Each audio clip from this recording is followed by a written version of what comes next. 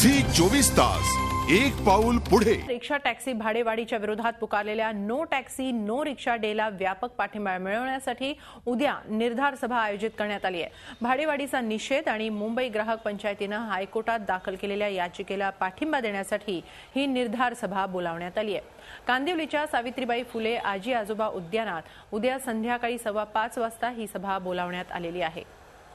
अलीकडेच रिक्षाच्या भाड्यामध्ये 3 रुपयांनी तर टॅक्सीच्या भाड्यामध्ये 2 रुपयांनी वाढ करण्यात आलेली आहे आणि या भाडेवाढीच्या निषेधार्थ 31 ऑक्टोबरला नो रिक्षा नो टॅक्सी डे पाळण्याचं ठरवलेलं आहे ग्राहक पंचायतीने आणि त्यासाठी लोकांचा सहभाग वाढवण्यासाठी उद्या कांदिवलीमध्ये निर्धार सभा आयोजित करण्यात आलेली आहे। या सभेमध्ये या आंदोलनाविरोधात या निषेध दिनाविरोधात एक माहिती दिली जाईल, त्यासाठी जनपाठिंबा वाढवण्याचा प्रयत्न केला जातोय। कांदिवलीच्या सावित्रीबाई फुले आजी आजोबा उद्यानामध्ये उद्या संध्याकाळी 5:15 वाजता ही सभा बोलावण्यात आलेली आहे।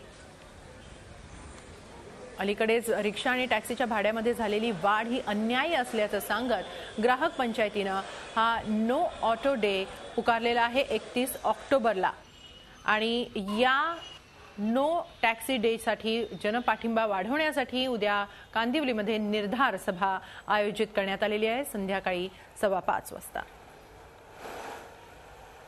झी 24 तास एक पाऊल पुढे।